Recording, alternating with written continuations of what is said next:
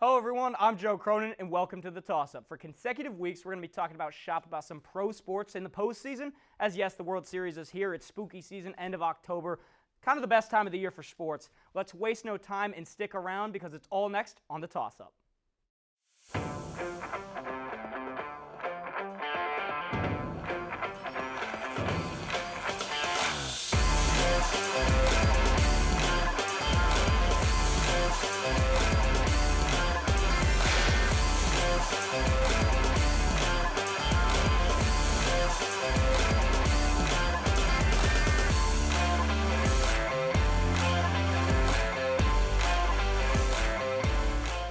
A sporting event that will be 211 days in the making gets going on Friday. For only the 14th time in the divisional era, the number one seeds from each league will go toe-to-toe in the World Series. The most famous postseason rivalry is renewed as the Los Angeles Dodgers and the New York Yankees add another chapter to the legacies as franchises. There is quite a lot of buzz, excitement, talent, hard hitters riddled through the 2024 Fall Classic. I have a great group of baseball heads here to talk about one of the most colossal clashes of all the baseball titans. To introduce the panel, we have the neutral-sided baseball mastermind, Mr. Alex Hynes. We have the man not from New York, but huge Yankees fan, Austin Platt, and Mickey Mouse enthusiast, Los Angeles Dodgers fan, Zach Browning. Gentlemen, I know there's going to be some bias within this show. Are we excited, I guess, for you two that, your teams are, they're at the top of the top? It's only been 15 years since I've had to wait for this moment, so I'm excited to bring it on Friday. Yeah. Zach? Yeah, this will be the fourth World Series I've seen in my lifetime. Not many of them have ended well, but the excitement is a word I would describe. Now, Alex, I'll go to you for this first question. Obviously, an outside perspective, but more of a baseball fan. What does a series like this, knowing the history between these two teams, mean for the sport of baseball? Well, I think the history you mentioned is the big thing. I mean, it's been going on since 1941 was the first meeting. You have superstars riddled throughout it. You've got big moments. You have Jackie Robinson stealing home in 47. You've got the Don Larson perfect game. And you have the last meeting was 1981. So despite there being all that history, it's been a long while since it happened. And you have the two MVPs I think should easily be in Judge and Ohtani going head-to-head. You have other former MVPs. There's 5 of them riddled throughout. It would have been 6 if Kershaw was healthy as well. So these two teams have plenty of talent. Sorry, Zach. I am really sorry about that. But it's just all the history together. And as much as I know people talk about, how big it is to have 2 big market teams, I'm not really too interested in that part of it. But the history and these 2 best teams in baseball going head-to-head, it's the first time in a little while. Yeah, 2 top seeds from each league. I mean, from a rating standpoint, TV-wise, I imagine the projections are going to be huge compared to the last couple of years. Zach, I'll go to you. I guess, how big is this series? Maybe take out some of the bias and just look at it from it's Dodgers-Yankees. It is, and I think it starts with the players. I mean, you've got the 2 MVPs, as Alex mentioned, Shohei versus Aaron Judge. I think that's where it starts right there. And you talk about the viewership that this World Series is going to bring. You've got pretty much the entire country of Japan that's going to be tuned in because of Shohei Ohtani, because of a guy like Yoshinobu Yamamoto. This series, as you mentioned, Joe, is going to bring tons of ratings. What?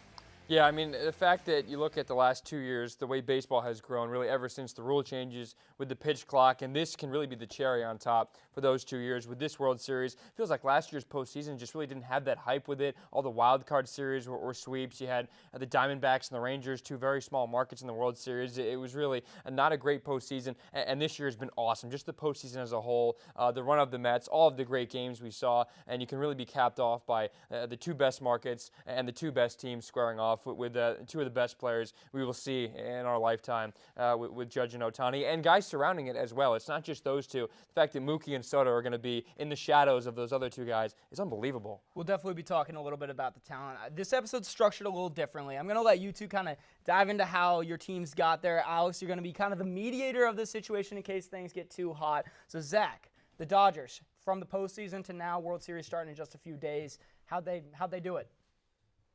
The bullpen and hitting, that's pretty much the recipe for success for the Dodgers. They pretty much just tried to outscore everybody, which seems like a pretty cool idea. It's a good recipe just try and for score success. more runs. Just score more runs, and that's Ideal. exactly what the Dodgers have really done. The starting pitching came in as a question mark. It hasn't probably been as big of a question mark as people would have thought coming into the postseason, but it's really been the bullpen. There's been a couple of bullpen games that have actually won Dodgers games so far this postseason. The starting pitching hasn't been great. It's been good at moments, but it's really been about the offense. And something that's different this season than really since 2020 for the Dodgers has been hitting with runners in scoring position. As a Dodgers fan, that's really been the best thing so far this postseason. I can actually see my team get hits while there's runners on base. It seems crazy. It's not happened in the past couple of years. I will ask, when you saw the DS matchup playing the Padres, a little bit of nerves knowing that it was like, what, the third consecutive year playing a divisional opponent? Yeah, there were nerves. There were nerves. Not necessarily because of just losing, because of losing to the Padres. I could not take another year of losing not only to an NL West opponent, but to the Padres. The disdain I have for the Padres is very difficult to put into words. And you know what? The Big Brothers came out on top this year, so that's okay. Weight off the shoulders a little bit. Of course, of course. So Platt, Yankees, dominant team in the regular season, and they proved dominant so far. How'd they do it? Yeah, the 1 seed this year, really hairy stretch. The Yankees were one of the worst teams in baseball in June and July. Just the pitching completely fell flat. Even when Garrett Cole came back, he wasn't at his best. The offense fell apart as well. No one was hitting. It was Judge and Soto carrying the team through the first half of the year. And the second half, the other guys started to come around. The Yankees figured it out, put the Orioles away for the division. And, you know, people are going to say, oh, the Yankees got an easy path having to face the AL Central teams, who some of them got in, probably only because the White Sox were in the division. You could beat up on them, what is it, like 12 times in a year. But I really thought, that the Yankees did really gain an advantage with the Orioles and the Astros both bowing out in the wild card series. I was worried. I was probably more worried about the Orioles than Mr. Dodger was about the Padres, honestly, because the Orioles took care of the Yankees in the regular season. I thought the offense was deeper, and I thought they would be more hungry after what happened last year. But the Orioles couldn't get it done. The Astros couldn't get it done. And the Yankees have had really clutch hitting this postseason. The offense hasn't been as good as the Dodgers had, but the bullpen has been phenomenal. Luke Weaver turning into a closer. It was September 6th. He got his first career save, and he has blossomed. He had one bad outing. But if the Yankees can just not have to worry about Clay Holmes in those key situations, I feel very confident about the bullpen and even the starting pitching as well. Potentially getting Nestor Cortez back, I think, will be a big boost in the bullpen. Now, Hynes, from an overall standpoint, what have you noticed from these two squads that they've been able to, make it to the Fall Classic? Well, my thing, any postseason, the two things that really wins you championships, home runs and pitching. Pitching's the big thing first and foremost. And the Yankees have had some really good pitching this year. I mean, behind Garrett Cole, who did miss some time, Rodon's looked really good out there. I think his strikeout rate in the postseason is like 37%. But he's really been on point, and they've got depth there, too. I mean, you've got Luis Hill, who have played, I think, just one game in the postseason so far, but he had an amazing season. I think he's still technically a rookie, despite playing Somehow, like 4 I don't know how it years. works. But either way, I mean, he's been really good. And the bullpen, I mean, Platt, you mentioned it. I mean, having an actual closer and Weaver really step up. And then for the Dodgers, the fact that they're able to bullpen it in a way, despite all the injuries that they've had in the pitching staff, is really impressive. And it all comes down to a very deep bullpen. And I think that's pretty much the biggest strength between these two teams, is the fact that even if they don't get what they want from their starters, they're going to be able to pick up the pieces as the game goes along. And then it's the power hitting, and it goes beyond Judge and Soto, Stanton on one side, and Betts, Ohtani on the other side. I mean, you have guys like Max Muncy who can crank them. The Yankees have been kind of spreading them out afterwards. I mean, Austin Wells has not been hitting amazingly in the postseason, but he does have one homer. Other guys have been kind of just stringing them together occasionally. So, I mean, you have two power hitting teams, power pitching teams. I mean, that's what the postseason's all about, and it'll be really interesting to see how these top bats do against really good pitching. Yeah, it's some of the most talented batters, I mean, really of the decade with Shohei, Judge, and then the list goes on and on from then. Now, for Zach and Platt, mostly this question is, you guys love to gas up your team, obviously. You've been fans for a lifetime. But you got to look at both sides. You got to play the strengths and the weaknesses. Platt, to you first, what do you view as the Yankees' biggest strength in this series, but also their weakness? Yeah, I think that the strength goes to the bullpen. I think even the Yankees pitching, I think as a whole, it's deeper. I think they have a lot more guys they can utilize in certain situations. So I think the pitching really is the Yankees' strength in this series. I think we'll see that. The Dodgers had to go with some bullpen games against the Mets, and some of those outings weren't necessarily phenomenal, but Dave Roberts just did a phenomenal job this postseason. He deserves a lot of credit for all the crap that he has gotten over the last several years for only winning the Mickey Mouse World Series and whatnot. But he's done a good job managing the bullpen and the pitching, but I think the Yankees have a big boost in the pitching. The weakness for me is, well, one, Aaron Judge's postseason numbers we know aren't phenomenal. Had that big home run off of Clase A, which was one of the biggest swings of his career. Obviously, the Yankees decided to blow it because, of course, the Yankees just don't win those kind of games. But obviously, can he provide a flair? And then I think that the depth of the Yankees lineup, it can really be an issue going down the line. Verdugo, Jazz Chisholm, depends on obviously who's catching, but Wells has struggled. They've dropped him down in the lineup. So I think the Yankees' depth hitting could be a problem. Yeah, I mean, Aaron Judge in his career in the postseason hasn't been great. It'll be interesting to see on the biggest stage, the entire country, I mean, even multiple countries, now on the eyes of him at this level. So, Zach, strengths and weaknesses of the Dodgers in this series. Real quick. 3 hits. That's how many hits Aaron Judge has in the postseason so far this year. That's all I'm going to say about that. But as far as the strengths for the Dodgers and the weaknesses, I think the strengths are kind of twofold with the hitting and the bullpen. I mean, it's hard to kind of choose one because pitching's so important in the postseason, and the pitching the Dodgers have gotten from the bullpen, high-end guys, lower leverage guys, it's been everybody has been involved for the Dodgers so far this season from a bullpen standpoint. And then the offense, it's kind of different than the Yankees because it is a deep lineup. You've got Kike Hernandez, who could be batting as low as 9th in a game this postseason in this series. You've got Gavin Lux, who from July until mid-September was one of the best hitters in all of baseball. He's kind of cooled off ever since then. But it's a deep lineup. It's not just Shohei. It's not just Mookie. Freddie Freeman's been battling an injury. Him, Teoscar Hernandez, and Will Smith had 6 combined hits in the NLCS. Those are 3 big names for the Dodgers offense, and they were fine. They still set a NL record for runs scored in a single postseason series. So I think if I had to choose one, it probably would be the offense because at the end of the day, you got to score more runs than the other team. Shocking, I know. I've said it a couple times already, but you got to score more runs than the other team, and that's exactly what the Dodgers have been doing so far this postseason. As far as the weakness, it's the starting pitching. What can Jack Flaherty, Yoshinobu Yamamoto, and Walker Buehler do? Jack Flaherty, as long as he's pitching in Southern California, in LA, where he's a native, I think he'll be fine. Yoshinobu Yamamoto, I'm sure Austin remembers that start back in the summer from Yamamoto, 7 shutout innings against the Yankees, so I think he'll be fine there. And then Walker Buehler, I can't say his nickname on this show, but he's a big game pitcher. He'll be fine. I'm glad we separated you guys a little bit, make sure the tension's not too high. I mean, to your point of scoring more runs, there's a long-lasting joke my dad used to say every time a sporting event would take place. It was the team that scores the most points is going to win. And that has held true for the test of time and always will. Hynes, when you see these two squads, which team do you think has the biggest strength going into the series like this? I think it's really tough to pin. I do think, just going off of what both of you guys have said, I do think depth for the Dodgers in the lineup is one of the biggest strengths compared to the Yankees, who certainly, just going back to the regular season, it was Judge being an MVP, Soto being amazing, and then Stanton turning up occasionally, and the rest of the lineup was hitting to, I think it was like a 690 OPS. It's not very good.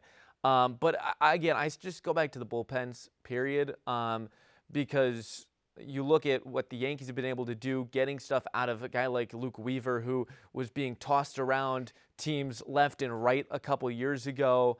And then on the Dodgers side, a guy like Blake Trinan, who has been shutting it down. And they've got a deep bullpen, which has allowed them to get to where they're at. And it's just the fact that both of these teams have guys that can go multiple innings in the bullpen. I think that's going to make the difference when we get down into the later parts of the series, especially if it goes 6-7 games. How many innings can these bullpen arms eat for you?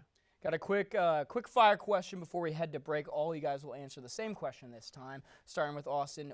Superstars riddled on both teams, like we talked about. Who has the biggest impact of those stars?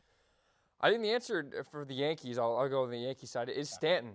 Being a DH, his base running has not been great. He lost a ton of weight in the offseason, trying to be more athletic, but his surge in the postseason, his numbers in the postseason are crazy, and he's someone who's been known, obviously had the great MVP year in Miami, comes over to the Yankees and joins Judge as this two-headed monster in the lineup. He hasn't stayed healthy in the regular season, but in the playoffs, he's been incredible, and in that 4 spot, if he stays there, depending on what Aaron Boone decides to do with the lefty-righty Yankee lineup. But if he is there, then I think you have to pitch to Aaron Judge, and I think that gives him a better shot. So I think Stanton could have the most weight to carry, especially if Soto and Judge, one of those two, are on base when he's up. Alex. I'm actually going to go away from the offense altogether. I'm going Garrett Cole. Because you look at what Garrett Cole did in 2019 when he was with the Astros, he was a dominant force. Cole train. I think out of 7 games he pitched, 6 of them he went 7 innings, 5 of them he allowed 1 or fewer runs. But since he's come to the Yankees, he's had an ERA in the postseason over 3. He hasn't had that same kind of ace effect for the Yankees and hasn't gone deep into games either as often. And that's what you need. Again, you want to have your ace be able to go 6, 7 more innings in these games to try and save your bullpens. And so I think the Yankees will really live and die by what their pitching can do, and it really comes down to what Garrett Cole can do leading the line, especially in a Game 1, Game 5, and you'd assume he'd be the Game 7 starter if it went that far. All right, Zach, last one before break. I'm going to go with the similar answer to Platt. Shohei's the guy. He's always been the guy this season for the Dodgers. But people forget the first 2 months of the season before Mookie got hurt, it wasn't Shohei we were talking about in MVP conversations. It was Mookie Betts. He had that good of a start to the season, and he has exercised some postseason demons this season. He had a rough 2022, an even worse 2023 in the postseason, but he's been fantastic, and it's a similar situation with Ohtani. The bottom of the order has been great at setting up the top of the order for the Dodgers. So if a situation arises where Shohei is up to the plate and that first base is open, it makes that decision difficult for Aaron Boone and the Yankees. Do you intentionally walk Shohei to get to Mookie, Shohei's had a better postseason, or Mookie's had a better postseason than Shohei has this postseason so far. So I think Mookie will be the most important player because Shohei's going to do what Shohei does. He's going to give you some home runs. He's going to give you the extra base hits. He's going to do Shohei-like things. Mookie will be the key. I think with Mookie, he also has the experience at this level too, and I think that does matter as compared to some of the other guys like Shohei. But we're gonna head to break, but coming right after, we got a quick segment, and then yes, the World Series is next, so don't go anywhere.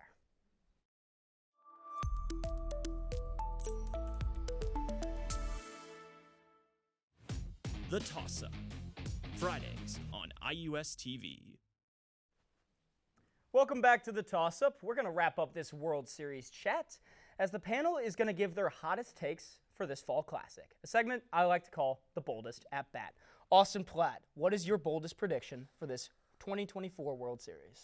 I think it's so tough to go with the predictions with the series just as top-heavy as it is. I will say Clay Holmes does not give up a single run in this in this World Series. I think you got a rebuttal. He's a guy. Well, obviously, this is like I feel like will he not give up a run because he's not going to see the mound? Is that why? He's going to see the mound. He's going to have to. I mean, it's the Dodgers lineup. They're going to get to the Yankees starting pitching. So I would say Clay Holmes does not give up a single run and exercises some of those regular season demons as he lost the closer role. We'll hold you to this, Alex. I'm going to say that we don't know how many games it's going to be, but I'm going to say half of them are decided in the final 2 innings, either in the 8th or 9th. I could easily see 1 or 2 of these games going extras with the way the bullpens have been pitching. The Yankees have already had a lot of late drama. They got walked off. They then ended up winning the pennant in extra innings. So I think I wouldn't be surprised to see a walk-off or extra inning game, but I think more than half of them are going to be decided in the 8th or later. I don't know if we'll see that kind of game. I mean, the Dodgers, most of their games, like all but 2 games so far this postseason have been decided before the 4th inning just because of the dominance of those bullpens. But we shall see. I think my boldest prediction is that Brusdar the Bazooka Gratterall owns that 3-4-5 in the Yankees order. 2-3-4 in the Yankees order with Soto, Judge, and Stanton if he's hitting in the cleanup spot. I think Brusdar Gratterall will be the key. He hasn't pitched in the postseason, but he's just got it. He's got it. It's hard to describe, but Brusdar, I love him. He's got the fire. We saw it in 2020 with him and Machado, all that stuff. I think he'll be relied upon a lot to get those big hitters out for the Yankees, and I think he's got the stuff to kind of induce the weak contact. He's not a strikeout guy, but I think he's got the sinker and that slider combo to be able to get those Yankees big hitters. Before we head to our last question, Zach and Platt, I have very specific questions for you guys. I'll start with you, Zach. A World Series win for the Dodgers, how would that feel considering all the chatter from the 2020 win and all the negative responses as, like we've said before, Mickey Mouse? My one response would simply be, if the Dodgers were to win the World Series, all I'd ask is, what can they say now? What can they say now? The Dodgers did it. Jason Tatum. The Dodgers did it. They did it in the shortened season. Now they've done it in a quote-unquote real season. To channel my inner Jason Tatum, what would they say now?